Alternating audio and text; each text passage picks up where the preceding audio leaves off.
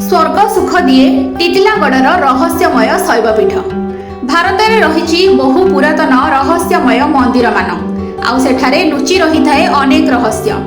वैज्ञानिक माने मध्य एहार सत्यता एजाए खोजी पाई नाहांती। एमिति एक रहस्यमय शैवपीठ टिटिलागढ़ रे रही। एठारे भी रही एमिति किछि रहस्य। आज भी एठाकार किछि रहस्य लोकमानक मनकु आंदोलित करे। टिटिलागढ़ ओडिशार सबुठु उत्तप्त सहर आउ एथिपाई टिटिलागढ़ को ततलागढ़ मध्य कुहाଯାए। टिटिलागढ़ रे एक कुमुड़ा पहाड़ रही। एठारे पूजा पाती एठाकार आराध्य प्रभु शिव और माता पार्वती। मंदिर को जीवाकु हेले चढ़ीबाकु हुए एही पहाड़ को। खरा आउ गरम को खातिर न करी भक्त माने धाई आसंती एठाकु। सब गरम को सही जेतेबेले मंदिर रे प्रवेश करिवे सेतेबेले केउ एक तुषारपात अंचल को आसीगला परि अनुभव हेबो।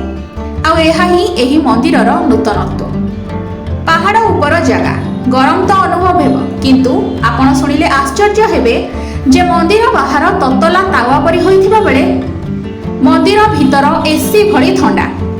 बाहरर असह्य गरम परे जेतेबेले भक्तटिए मंदिर भीतर को प्रवेश करे सेतेबेले अनुभूति थाए किछि नियारा। एठाकार मंदिर पुजारी कहंती भगवान भोलानाथ और माता पार्वती मूर्ति ठंडा पवन आसी थाए और मंदिर को ठंडा रखी थाए। कुहाଯାଏ खोला मनरे एठारे मागिथिबा सबु इच्छा पूर्ण करंती ठाकुर।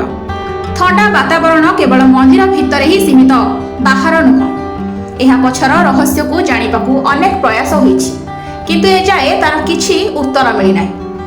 आज भी एहा रहस्य घेରରେ रहिछि। किछि लोक एहाकू भगवान को चमत्कार बोली आस्था रखिथिबा बेले किछि एहाकू अंधविश्वास बोली कहंती। हिंदू माने श्रावण मास को पवित्र मास रूपे मानती। एही मासरे मंदिर रे श्रद्धालुक प्रबल भिड़ लागि थाए। भाग्य रे थिले एही मंदिर दर्शन मिले बोली लोके कहंती।